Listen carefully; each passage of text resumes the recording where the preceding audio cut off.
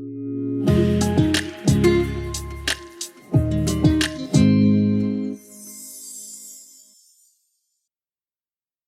bonjour tout le monde, salutations à vous tous qui êtes en salle, aux gens qui sont en ligne et spécialement à notre église satellite à Maniwaki. On les applaudit, on est content que vous soyez là avec nous. Ah ouais. J'ai bien hâte d'être avec vous dimanche prochain en salle là-bas et je veux remercier nos pasteurs Gilles Farley et Dominique King qui m'ont remplacé durant mes vacances et leur contribution a été fort appréciée. J'en ai eu des commentaires, alors merci beaucoup. C'est le fun d'être une équipe comme ça où est-ce qu'on peut partager les responsabilités. Moi, j'ai été en vacances avec Nathalie. On était dans la région. Hier, on était à Mirabel. Et ça nous a fait du bien d'être en vacances. Et là, la vie recommence, on continue. Mais est-ce qu'il y en a par applaudissement qui sont heureux d'être présentement en vacances? Oui? C'est pas pire. Qui sont contents d'avoir eu des vacances. OK. Puis ceux qui ont hâte d'être en vacances. Ah, ouais, c'est bon. Ceux qui sont toujours... pour ça, il y a bien des postes vacants. C'est le fun, les vacances. Moi, j'aime ça, les vacances. Écoute, je veux dire... Ceux qui me connaissent, ils savent que je suis bien actif, puis on a reçu des amis pendant les vacances, puis il y a une de nos amis qui dit « Éric, il dit, toi, tu dois avoir de la misère à relaxer. » Il dit « viens-tu folle, toi? » Moi, je veux dire, je suis heureux, moi, dans un hamac. C'est la belle vie. Puis même l'an prochain, je pense que je vais faire encore plus de hamac. C'est comme ça m'a manqué un petit peu. Alors, c'est plaisant, les vacances, mais vous savez, pendant qu'on est en vacances, qu'on a du plaisir, si on regarde un petit peu les nouvelles, c'est désolant parce que partout à travers le monde, on regarde juste la question de la chaleur qu'il y a en Europe, partout. On voit des injustices partout. Puis, je ne sais pas si vous êtes comme moi, mais on dirait que l'été, je regarde moins les nouvelles, je regarde moins la télé. On dirait que je suis moins connecté avec ce qui arrive, mais ce n'est pas parce qu'on est moins connecté qu'il n'y a pas moins d'injustices. Vous savez, au travers toute la planète, il y a des injustices, qu'on soit dans un pays plus riche, dans un pays qui est en voie de développement. Des injustices, on en voit partout. Vous devez en voir partout à journée longue, que ce soit au sein de votre famille, malheureusement, que ça peut être aussi dans votre milieu de travail. Et justement, je m'intéressais sur le sujet de l'injustice la semaine dernière. J'ai dit, tiens, je vais aller faire une petite recherche.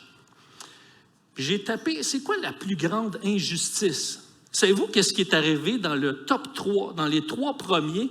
Il y en a un qui m'a sauté aux yeux. C'était la question d'un article qui est intitulé comme suit « Quelle est la plus grande injustice de l'histoire du sport? » Et dans un premier temps, Richard Labbé va répondre à cette question en disant « C'est assez facile de répondre à cette question à mon humble avis. Le but pas bon d'Alain Côté. » Il faut avoir au moins 45 ans pour la comprendre, celle-là. Mais une fois de plus, on parle du but d'Alain Côté. On n'a pas fini d'en entendre parler, ça c'est certain. Mais sur une note plus sérieuse, en 2019, TVA Nouvelles soulevait que le système scolaire du Québec serait le plus injuste du Canada. Alors, ce qu'on soulève, c'est selon les informations qui proviennent de l'OCDE, qui est l'Organisation de coopération et de développement économique, ils vont dire que les jeunes issus de milieux défavorisés auraient ainsi beaucoup moins de chances de réussir. Ça, on sait tous ça. Mais le problème, c'est que c'est au Québec qu'on retrouve le plus grand nombre de jeunes qui sont à risque. Alors, voyez-vous, puis je pourrais en sortir plein comme ça d'injustices qu'on vit. Il y en aurait des milliers.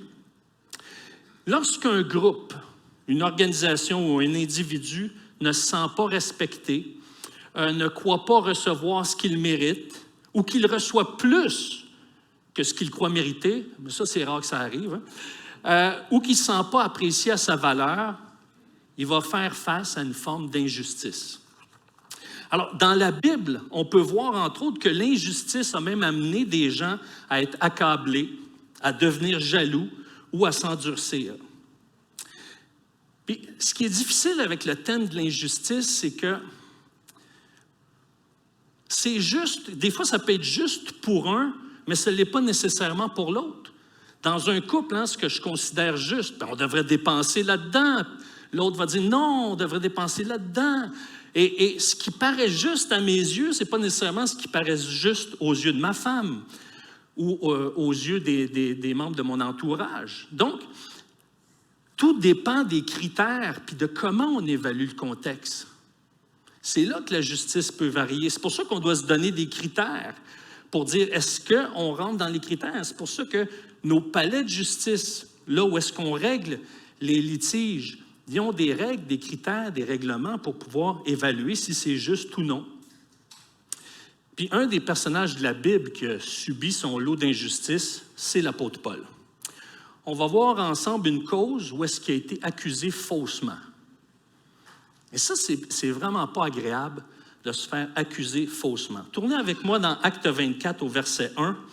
On va voir comment l'apôtre Paul a fait face à l'injustice.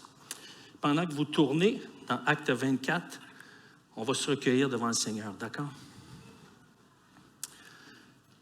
Oui, Seigneur. C'est jamais plaisant de vivre de l'injustice parce que justement, c'est même blessant. Parce qu'on reconnaît que ce n'est pas juste de l'avoir vécu. Et merci que tu nous donnes dans ta parole des exemples d'injustice et un exemple au travers de l'apôtre Paul qui a passé au travers avec maturité. Je te remercie de nous instruire, de parler à nos cœurs et qu'on puisse tous être encouragés au travers ce message. Je te le demande dans le nom de Jésus. Amen. Donc, le chapitre 24 débute avec un duel d'art oratoire de la part de deux excellents rhétoriciens. D'un côté, on a Tertulle et d'un autre côté, on a l'apôtre Paul. La cause qui est en cours correspond à la procédure romaine et, selon certaines sources, un tel procès aurait été ouvert au public. Et il est fort possible que Luc, qui est l'auteur des Actes, ait eu accès aux notes qui ont été prises pendant le procès. Et donc, à ce moment-là, c'est pour ça qu'il est capable de citer ce qui a été dit puis comment ça s'est déroulé. Et dans ce genre de cause, où est-ce qu'on accuse quelqu'un, eh bien, à ce moment-là, il y avait des règles à suivre. Si on regarde le chapitre 24, toutes les règles ont été, respectées, à l'exception d'une.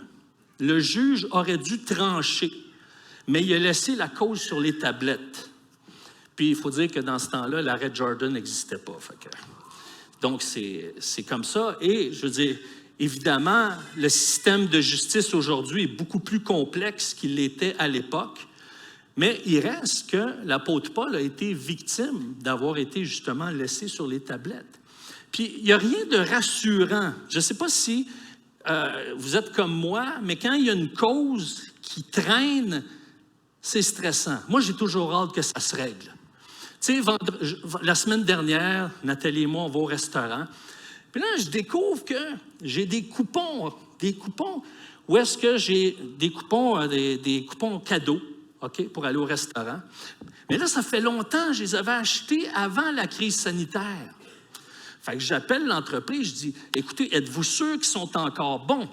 Elle dit, oui, ils sont encore bons, mais vu que ça fait longtemps, ça se peut que la personne en charge de l'établissement soit pas content ou qu'il refuse. S'il refuse, on va vous donner un dédommagement. C'est parfait, on y va. On arrive là, la femme regarde le coupon, elle est là. OK, je vais le prendre, c'est correct. Là, on sort de là, il était quoi, 7h30 à peu près? On sort de là à 7h30, on est heureux, on dit hey, on va retourner à la maison, on va aller écouter une petite série tranquille, Nat prend son bain, ça. Là, on finit d'écouter la télé, 9h30, je vois que j'ai eu un appel, mais j'avais enlevé la sonnerie. Je reçois 2 messages en disant j'accepte plus votre coupon. Là, je suis là, oh, mais tu l'as accepté. Là, je suis tout à l'envers. Là, je rappelle l'entreprise. Le lendemain, elle dit « Ah, écoutez, Non, non, c'est ce que vous avez fait, c'était correct, là, on va voir avec le représentant de la région, puis tout ça. On vous rappelle aujourd'hui ou au plus tard lundi. Écoute, moi, c'est comme, vendredi, j'appelle, j'ai-tu hâte que ça se règle lundi? Mais écoutez, l'apôtre Paul, lui, a été mis 2 ans sur les tablettes. Moi, c'est sûr que je n'ai pas le goût d'attendre 2 ans pour cette affaire-là, puis c'est mineur par rapport à ce que l'apôtre Paul a pu vivre. Mais imaginez comment ça peut être angoissant de ne pas savoir ce qui t'attend, puis le lendemain, tu dis « Hey, je vais peut-être m'en sortir. » Non, le surlendemain, non. Et il faut se mettre dans la peau de l'apôtre Paul. Même si c'est un homme rempli de l'esprit, c'est quand même un être humain qui vit ses défis devant Dieu. Donc, on peut voir dans ce chapitre-là qu'il y a comme 3 temps forts. Il y a premièrement l'accusation, ensuite la défense, et après, on voit la suite des choses. Alors, au verset 1, qu'est-ce que ça dit? 5 jours après, le grand prêtre Ananias descendit à Césarée avec des anciens et un avocat du nom de Tertulle. Ils portèrent plainte contre Paul devant le gouverneur. Alors, Luc nous informe que le récit s'est passé 5 jours après que Paul a été placé sous la garde de Félix à Césarée. Ça veut dire que les autorités juives n'ont pas perdu de temps à vouloir régler le cas de Paul. Donc, ils comptaient sur leur statut social pour avoir un gain de cause. Mais ça donnait que Félix n'était pas toujours un grand admirateur du judaïsme. Et l'autre problème, c'était que leur cause était faible parce qu'ils ont dû engager un orateur professionnel pour les défendre. Alors, ils se sont fiés à son éloquence et ses capacités de convaincre. Alors, l'avocat, qu'on appelle Tertulle, dépose une charge officielle contre Paul, donc il dépose une mise en accusation. Et là, on voit au verset 2 à 4 que le préambule de sa plaidoirie. Et là, il commence avec un terme honorifique. Très excellent, Félix.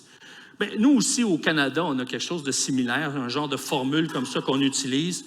Par exemple, lorsque on s'adresse au gouverneur général ou au premier ministre ou le juge en chef de la Cour suprême, on va les appeler très honorables. Voici le très honorable. Bon, souvent, c'est le titre. Ça ne correspond pas toujours avec la démarche, mais ça, on va passer là-dessus. Alors, les historiens s'entendent pour dire que Félix avait tendance à mettre de l'huile sur le feu dans ses relations avec les Juifs.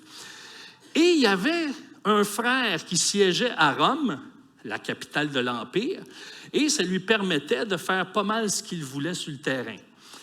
OK? Alors, c'est pour ça que Tertulle essaye de le flatter dans le sens du poil pour, comment je dirais ça, des Européens? En disant à l'amadouer, disons. Alors, Tertulle met aussi en valeur la contribution de Félix au Pax Romana qui a amené les Juifs à vivre leur foi dans une certaine paix. C'est pour ça qu'au verset 5, il va démontrer que Paul est une menace pour cette paix. Puis, n'oubliez jamais cette chose-là. Quand quelqu'un a peur de vous, là, il va chercher à vous diaboliser ou à vous neutraliser. Alors, c'était le cas ici. Alors, les autorités religieuses avaient peur que Paul crée un mouvement qui les détournerait de leur tradition. Alors, les opposants de Paul ne voulaient pas que l'enseignement de Jésus vienne renverser toute leur tradition qui était établie depuis des siècles. Et ça, c'est tout groupe, toute société ou tout mouvement religieux est appelé à revisiter ses traditions. Parce qu'une tradition, ça fait du sens dans un contexte, dans une époque, mais pas nécessairement dans une autre. C'est pas toujours facile de remettre en question nos traditions, surtout quand on y tient et on a toujours fait les choses de cette manière-là. Par exemple, quand j'étais jeune papa, j'avais établi une tradition qui faisait suer un petit peu mes enfants à certains moments. C'était que leur dimanche soir, je ne leur permettais pas d'aller voir des amis, c'était le souper en famille. Le vendredi soir, il y a la jeunesse. Le samedi, il y avait toujours des jeunes chez nous. Les enfants allaient chez des amis, ils se promenaient. Puis je ne leur donnais pas, quand ils étaient adolescents, je ne disais pas, il faut que tu rentres à telle heure. Je disais, tu me dis, t'es où? Puis tout ça, puis je leur faisais confiance, puis on n'a jamais eu de problème. Fait qu'ils se sentaient libres. Mais le dimanche soir, c'est chez nous. Mais là, qu'est-ce qui est arrivé? Parce que je voulais créer un sentiment d'appartenance. La semaine, le hockey, pour mon gars, ma fille, c'était ses cours de danse, tout ça. Et là, c'était un temps où est-ce qu'on est ensemble, on joue à des jeux de société, on mange ensemble. Mais qu'est-ce qui arrive? Mon beau Emmanuel, hein, vous l'avez vu, mon beau Emmanuel, il est en amour avec la belle Marianne. Puis elle est encore plus belle que dans le film de Robin des Bois. Fait que là, qu'est-ce qui arrive? Bien, dimanche soir, papa, je ne souperai pas avec vous. Comment ça? C'est la tradition. Oui, mais il faut bien que j'aille souper dans la famille de Marianne aussi. Oh, là, ça m'a rentré dedans. C'est comme je chantais, je dis, oh, la famille n'apprend plus le même sens, la même proportion. Donc, il faut trouver d'autres moyens pour se réunir, pour redynamiser ce noyau-là. Et c'est pour ça que des fois, les traditions, ça vient nous chercher parce qu'il y a un lien émotionnel, il y a un sens à tout ça qui change à cause du contexte. Alors, et c'est pour ça que quand on lit ce passage-là, on peut se poser la question, est-ce que moi, j'ai des traditions dans ma vie que le Seigneur veut revisiter, veut redonner un nouveau sens, veut réactiver, mais d'une autre façon? Et ça peut être une belle réflexion à avoir cette semaine. Revenons au chapitre 24, verset 5. Paul est accusé d'avoir provoqué une émeute, une révolution, en tentant de profaner le temple. Il y en a qui l'accusaient qu'il avait fait rentrer un non-juif dans l'endroit qui n'était pas permis aux non-juifs d'entrer, ce qui était tout à fait faux. Et c'est pour ça que c'est injuste, parce que c'est faux. Et Tertulle veut l'étiqueter comme la source du problème. Alors, au verset 8, Tertulle conclut sa plaidoirie, et même s'il est éloquent, il n'apporte pas de faits. Il apporte des accusations, mais pas de faits. Il va démontrer que Paul est une peste, qui est un agitateur politique, un leader d'un mouvement sectaire, et surtout que l'un de ceux qui ont essayé de perturber le temple. Il veut faire croire que Paul est un zélote en puissance, parce que les zélotes, c'était des Juifs de l'époque qui s'opposaient à l'emprise de Rome, puis qui, à ce moment-là, menaçaient la paix romaine que Félix tentait de maintenir. Alors Paul, en tant qu'ambassadeur de l'Évangile, luttait pas contre le système romain. Et il était même sympathique aux non-juifs. Il y avait eu un ministère d'aller atteindre les non-juifs. Donc, ce n'était pas un gars qui cherchait la chicane, même si des fois, quand il prêchait l'Évangile, ça créait des tumultes. Alors, mais dans ce cas-ci, il était bien tranquille, il s'en allait au temple, il s'en allait pas parler à une foule, il s'en allait au temple, tout simplement. Alors, Paul avait enfreint aucune règle juive, puis il n'avait pas fait entrer un non-juif, dans la partie qui n'était pas permise. Alors, au verset 9, on voit que les Juifs qui sont avec Tertulle appuient ce que Tertulle a prononcé. Et là, c'est au tour de Paul. Mais Paul ne se laisse pas intimider. Paul, il ne se laisse pas intimider par l'éloquence de Tertulle. Il y a de l'assurance parce qu'il est rempli de l'Esprit. Et là, on voit dans les versets 11 à 21 que Paul présente sa défense. Puis, il va proclamer sa confiance dans l'équité du juge. En d'autres mots, c'est comme, il est en train de dire, moi, je te fais confiance, juge. Donc, il est en train de dire au juge, si tu observes les faits, tu vas voir, je suis non coupable. J'ai confiance en ton jugement. Alors, il y a énormément d'assurance parce que les faits jouent en sa faveur. Et Paul est confiant que si Félix va fouiller, va vraiment aller au fond des choses, qu'il va gagner sa cause. Puis c'est pour ça que dans une cause juridique ou économique, plus on apporte des faits vérifiables, plus ça va jouer en notre faveur. Mais, il y a toujours un mais. Dans une chicane de couple, ça ne marche pas comme ça. Ça ne fonctionne pas comme ça. Parce que souvent, les hommes, nous, malheureusement, je dis souvent les hommes, pas tous les hommes, mais un bon nombre d'hommes.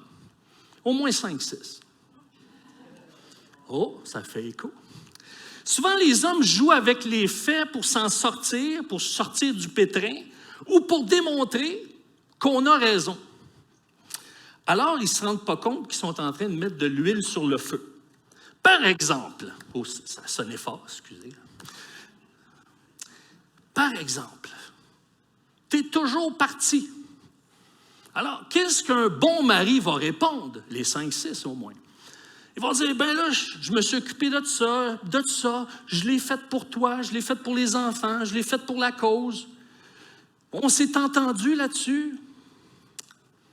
Et là, qu'est-ce que les 5-6 femmes vont répondre? Ben, tu ne me comprends pas. Ben là, voyons donc. Et là, il va être tenté de justifier encore plus. Ce qu'il est en train de lui dire, c'est que tu es la personne la plus importante, puis je m'ennuie de toi. J'ai juste besoin que toi, tu me le dises, que toi aussi, même si tu es bien occupé, tu t'ennuies de moi. Puis qu'il vienne la prendre dans ses bras et dire « Ah, wow, j'ai hâte qu'on passe un bon moment tout seul ensemble. » Voyez-vous, ce n'est pas la même chose entre une discussion de couple et une cause juridique. Alors, Paul, des versets 11 à 13, démontre qu'il n'est pas à l'origine de cette perturbation. Et c'est vrai. Les auteurs du tumulte, c'était des Juifs de l'Asie qui ne sont même pas présents lors de cette plaidoirie-là. Alors, Paul s'identifie à la voix, hein, pas « voici la voie », non, la voie VOIE, le chemin. Il s'identifie à la voie et non pas à une secte, comme le prétendaient ses adversaires. Et ça, c'est un indicateur intéressant parce que je me souviens que mon premier directeur de maîtrise, André Ouellette, me disait « Celui qui définit les mots est puissant. » Parce que quand on définit les mots, on donne un sens. Puis des fois, on utilise un mot, puis il n'est pas compris de la même façon. Ma première épouse, elle avait été éduquée dans un système scolaire anglophone. Primaire, secondaire, puis université, en anglais. Fait que des fois, elle utilisait des mots, ça me choquait parce que... Mais pour elle, ça n'avait pas le même sens que moi. Un exemple, le mot « église », ça n'a pas le même sens pour une personne ou pour une autre. Quand j'étais pasteur à Montréal, c'était une époque où est-ce qu'on fermait des bâtiments d'église. Ça passait dans les journaux régulièrement, on transformait ça en bibliothèque, en condo. Donc, il y a plein de bâtiments d'église qui fermaient sur l'île de Montréal. Puis là, ça donne que le 11 septembre 2011, l'église du coin ouvre ses portes. Alors, il y a des journalistes qui sont venus pour voir. Puis ils m'ont dit, pourquoi ouvrez-vous le 11 septembre 2011, 10 ans après les événements? Parce que c'est la fin de semaine après la fête du travail. Et là, ils s'attendaient à d'autres choses. Hein. Et là, ils disent, OK, est-ce que vous fallait vous changer? Qu'est-ce que vous voulez dire? J'ai pas de tâche. Non, mais vous n'allez pas mettre votre soutane. On va prendre des photos. Mais non, mais moi, quand je prêche, je suis comme ça. OK? Comment ça se fait qu'il n'y a pas de statue sur les murs? Comment ça se fait qu'il y a des instruments de musique? Est-ce que vous louez la salle à un groupe la fin de semaine? Et là, je voyais que dans la tête de ces gens-là, le mot « église » n'avait pas le même sens que moi. Et c'est pour ça que des fois, on parle à des gens puis on pense qu'ils comprennent ce qu'on dit. Mais c'est important de bien définir les mots. Et c'est pour ça que Paul, il dit non, moi je ne fais pas partie d'une secte. Je fais partie de la voie. Parce que c'était quelque chose qui avait été prophétisé dans Isaïe 40. En d'autres mots, moi je suis là où est-ce que le Seigneur nous a appelés. Il a choisi le peuple juif pour préparer la voie du Messie. Et moi je fais partie de ce que le Messie est venu, il a été préparé, et on entre dans cette voie-là. Et là, il est en train de dire, je ne suis pas contre les Juifs, on continue le chemin avec le bon leader, le Messie qui est annoncé. Et il va affirmer sa croyance en la résurrection des justes et des injustes. Comme quoi que c'est en ligne directe avec l'Ancienne Alliance. Il est en train de démontrer que ce n'est pas un problème qui est juridique. C'est un problème théologique qui est en ce moment. Puis en d'autres mots, il est en train de faire passer les Juifs qui l'ont accusé, leur faire passer comme, vous n'êtes pas à bonne place, les gars, là. C'est pas ici qu'on doit régler ça. Mais ce qui est intéressant, c'est que Paul le texte, en tout cas, ne le révèle pas, puis le Saint-Esprit ne nous a pas donné cette indication-là. Paul va parler de la résurrection, mais à ce stade-ci, il n'élabore pas sur la résurrection de Jésus-Christ. Il va le faire plus tard, quand il va être seul avec Félix. Donc, nous, ça nous montre, et ça confirme ce que l'Ecclésiaste dit, il y a un temps pour toute chose. Et il démontre au verset 16 qu'il veut servir Dieu avec intégrité. Il dit au verset 16, « C'est pourquoi je m'efforce d'avoir constamment une conscience sans reproche devant Dieu et devant les hommes. » Il répète essentiellement ce qu'il avait dit aux autorités juives au chapitre 23. Et Paul, c'est un thème qui revient à plusieurs reprises dans les Écritures, le fait d'être connecté et d'être sensible à notre conscience. Et c'est intéressant qu'il l'ait soulevé dans son plaidoirie. Et ce qui est triste aujourd'hui, c'est que souvent, le thème de la conscience est à géométrie variable dans notre société. En politique, par exemple, il y a des partis politiques qui ne permettent pas à des députés de se soustraire d'un vote par motif de conscience. Et ça va contre la conscience de ces députés-là, et ça, c'est triste. Et c'est important d'agir en fonction de notre conscience, parce que Dieu va nous demander des comptes de notre conscience. Il veut qu'on puisse grandir et développer une conscience pure, autant que de développer, par exemple, une foi sincère. On voit ça dans 1 Timothée 1:5. Alors, au verset 17 à 19, il va expliquer qu'il ne s'était pas présenté pour parler à une foule avant l'émeute. Et que ça faisait plusieurs années qu'il n'avait pas été à Jérusalem. Donc, il n'a pas pu organiser un complot, puis justement, créer un tumulte comme ça. Il est en train de démontrer que, selon les faits, c'est un coup monté. Et c'est pour ça que Paul a compris ici que ses adversaires jouaient sur les perceptions. Et souvent, c'est toujours, souvent, ce qui va créer une tension ou une chicane, une dispute, c'est souvent attribué à des mauvaises perceptions. Et, par exemple, souvent, l'Église est mal perçue. Moi, quand je suis en voiture, j'écoute la radio, puis souvent, j'entends soit des journalistes ou des commentateurs qui vont dire « On devrait couper les droits fiscaux aux églises parce que l'Église contribue à rien dans la société. C'est juste entre eux qui se font du bien. » Et ça, c'est une perception, ce n'est pas basé sur des faits observables.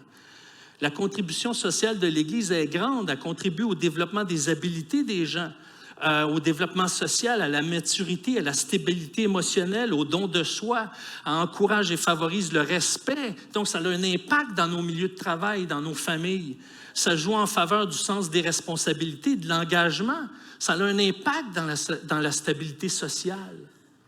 Et c'est important de corriger ces fausses perceptions-là quand on discute d'une manière amicale, parce que ça amène une mauvaise vision de ce que c'est l'Église. Et Paul veut que Félix ait une perception plus juste de la situation. Et c'est là, qu'est-ce qu'il fait, Paul? Il dit, je suis venu pour faire du bien. Je suis venu pour amener justement un soutien financier à ma communauté juive qui souffre, qui ont des problèmes financiers, et amener une contribution au temple, une offrande. Alors, je suis venu pour faire du bien, puis on m'accuse d'être un malfaiteur. Voyez-vous comment c'est injuste? Et c'est pour ça qu'au verset 20 et 21, il va conclure son plaidoyer en affirmant essentiellement que ses opposants n'ont aucune preuve pour soutenir leur accusation.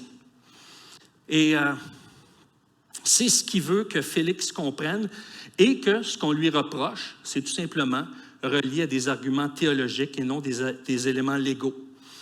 Et donc, Paul réussit à établir qu'il y a une différence entre les chrétiens et les zélotes qui tuaient des gens. Et il a réussi à amener Félix à voir cette nuance-là. Alors, Le problème, c'est que Félix, lui, il veut acheter la paix, puis ça lui ferait plaisir de recevoir un petit pot de vin pour régler la situation à l'amiable. Mais, qu'est-ce qui arrive? Il décide de ne pas conclure, de ne pas donner de verdict, puis il laisse Paul en confinement pendant 2 ans. Il y a une certaine liberté, mais il est sous surveillance. Des gens peuvent venir le visiter. Il ne peut pas aller n'importe où. Il ne peut pas se rendre n'importe où. Alors, il est en confinement pendant 2 ans. Et qu'est-ce que fait Paul? Il cherche à tirer son épingle du jeu pendant qu'il vit cette injustice-là. Il ne revendique pas sa liberté. Il trouve tous les moyens de pouvoir témoigner de sa foi et de pouvoir exprimer la base de ses croyances. Puis il s'en remet à la justice pour sa libération et à Dieu, évidemment, ultimement. Et donc, Félix vient le revoir pour s'entretenir avec lui sur la foi, mais ça nous dit au verset 25 que lorsque Paul en vint à ce qui est la juste manière de vivre, la maîtrise de soi puis le jugement à venir, eh bien, Félix a frémi d'effroi et il lui a demandé de se retirer. À un moment donné, le Saint-Esprit a vraiment mis une conviction sur lui qui est un pécheur, mais ça lui a fait peur. Puis plutôt que de laisser entrer cette lumière-là, il a voulu l'éteindre ou l'atténuer. Et je peux tellement comprendre. Moi, je me souviens, c'est l'été 83, je m'en souviens comme si c'était hier. Je m'en allais voir mes amis au parc Rimbaud à Montréal. Et là, je vois une gang de gars qui sont assis, puis je m'en vais vers eux. Puis je reconnais Réal Gaudreau, qui était devenu chrétien depuis une couple de mois, puis qui faisait partie d'un groupe de musique chrétienne. Et là, je m'assois, et ça se donnait que le pasteur de cette petite église-là, qui venait d'être implantée, a rencontré les musiciens de son église. Puis là, il commençait à partager la vision. Il ne partageait même pas l'Évangile, il faisait juste partager la vision de ce que l'Évangile se répande au travers la musique dans les lieux publics. Et ça m'a tellement convaincu que je dis, hey, je ne suis pas en règle avec Dieu, moi, là. Que je suis parti, je disais, il faut que je vous laisse. Puis il fallait là, que je prenne des substances pour étouffer ma conscience parce que ça me parlait tellement fort. Mais Dieu merci, quelques mois plus tard, il y a eu le dernier mot parce que je suis ici pour vous parler de l'Évangile. Mais pour vous dire comment c'est des fois quand le Seigneur parle à nos cœurs, ça peut être intense dans certains cas. Pas toujours, mais parfois oui. Et là, on va au verset 27, qu'il y a 2 ans qui se sont écoulés. 2 années s'écoulèrent ainsi, après quoi Félix fut remplacé par Porcius Festus. Mais pour se ménager les bonnes grâces des Juifs, Félix laissa Paul en prison. Le malheur se poursuit. Mais ce que beaucoup de commentateurs vont dire, c'est que possiblement dans ces 2 années-là que Luc a été chercher son matériel pour rédiger l'Évangile de Luc puis le livre des Actes. Ce qui est intéressant, c'est que Paul a atteint le plus haut niveau social de la nation puis ça lui a permis de témoigner de sa foi. Je me souviens, une fois, j'étais en commission parlementaire avec Michel Habib, qui était à l'époque secrétaire général de l'association, et un médecin, Mathieu Vincent. Et puis, on exprimait notre position en tant qu'association d'Église aux députés qui formaient la commission parlementaire sur l'aide médicale à mourir, avant que la loi passe. Et là, on exprimait ce qu'on pensait. Puis là, il y a une députée qui lève la main et elle dit « Oui, mais monsieur Lantier, elle dit, vous ne pouvez pas imposer votre foi chrétienne à tout le Québec. » J'ai dit « Madame, on ne veut pas imposer notre foi, on partage nos valeurs. Comment on voit l'aide médicale à mourir? Et de la façon qu'on le voit, il y a des gens qui sont de foi athéiste ou de foi qui croient en Dieu, mais sous d'autres formes, qui ont la même position que nous sur le sujet. Et savez-vous qu'est-ce que ça a provoqué? Là, il y a un autre député qui lève la main et qui dit « Mais comment ça se fait que vous êtes Québécois, mais vous n'êtes pas catholique? Pouvez-vous m'expliquer comment vous êtes arrivé à la foi protestante? » On a tout témoigné, et c'est dans les annales de l'Assemblée nationale. On a partagé comment le Seigneur est venu nous sauver. C'était une occasion pour prêcher l'Évangile. Moi, j'étais béni, j'étais aux oiseaux. Dieu a été glorifié pendant ce temps-là. Et l'apôtre Paul a été trouvé fidèle devant Dieu. Il a fait toutes choses en bonne conscience devant Dieu et devant les hommes. Et malgré ça, il a été traité injustement. Il a été mis sous surveillance pendant 2 ans et plus. Mais il a accepté son sort, même si c'était injuste.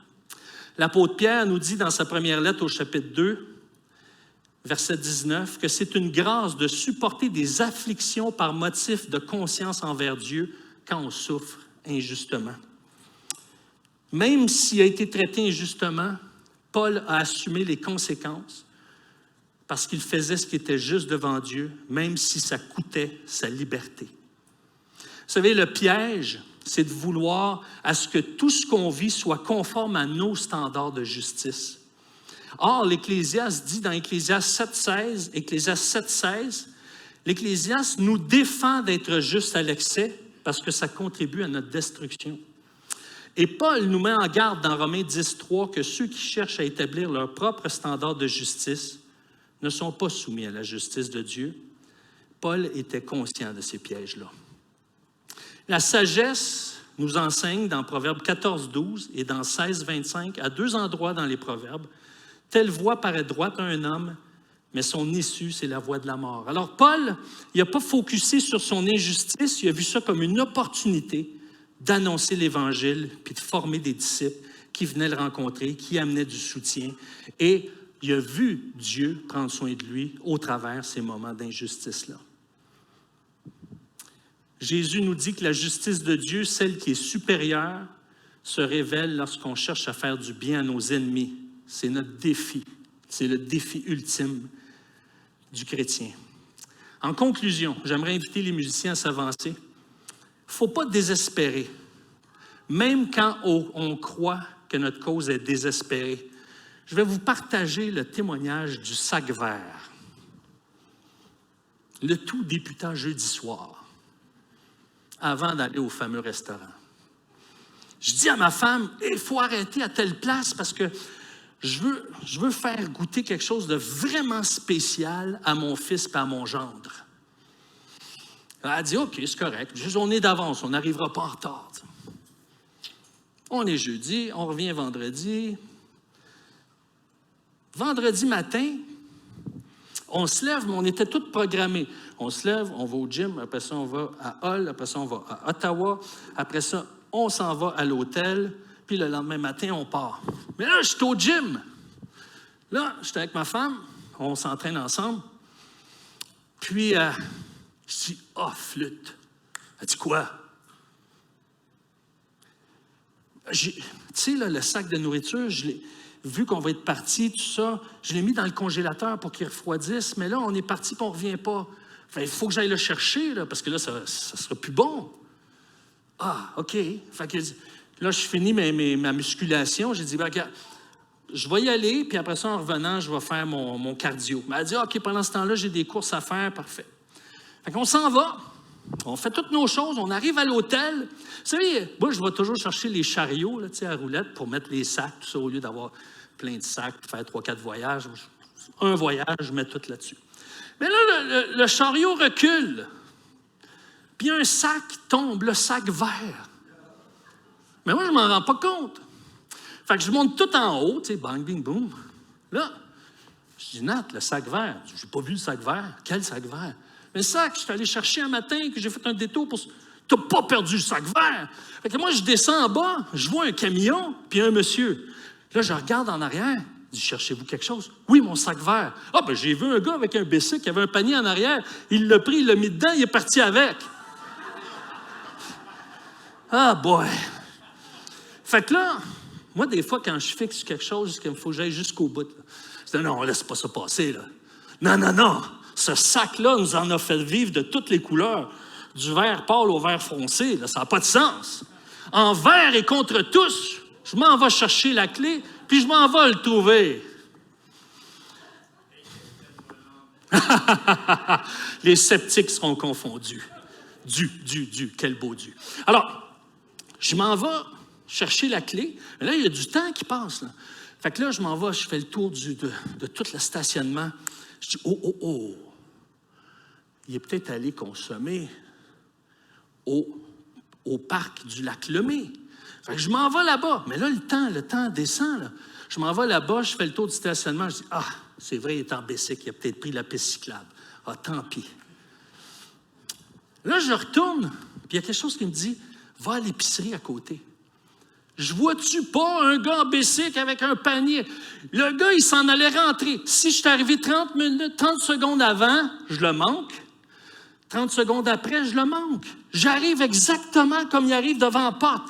Je ferme la porte de l'auto, je dis « Hey, t'as mon sac vert! » Il dit « Oui. » Puis là, il me l'a donné, puis je suis parti.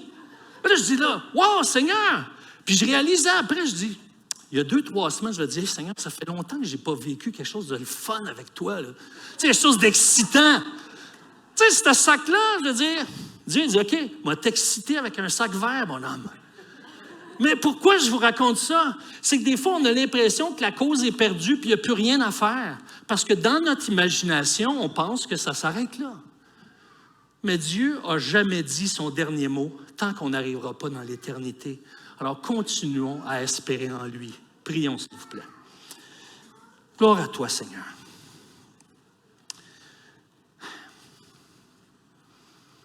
Seigneur, même si on peut vivre dans ton plan des injustices parce qu'on vit dans un monde où est-ce que le péché règne, où est-ce qu'il n'y a rien de parfait tant qu'on ne sera pas dans l'éternité avec toi.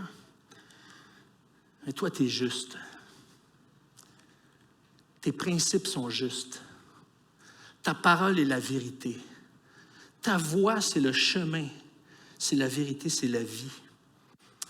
Et oui, Seigneur, merci de confondre les sceptiques et de montrer que tu règnes même au-dessus de l'injustice. Toi, le grand Dieu juste. Et ce qui est injuste, Seigneur, c'est que tu sois mort à la croix pour nous sauver. Mais tu l'as fait par amour pour nous. Père, tu as envoyé ton Fils unique afin que quiconque croit en toi ne périsse point, mais qu'il ait la vie éternelle. Et que tu puisses sauver des gens qui sont ici dans la salle, qui n'ont pas passé par le salut, qui n'ont pas connu cette nouvelle naissance, ou des gens qui sont en ligne. Seigneur, on veut se réjouir de voir de plus en plus que tu sauves encore aujourd'hui, tu transformes des vies, tu amènes des gens à découvrir que tu es le chemin, la vérité et la vie. Amen. Bonne semaine à tous.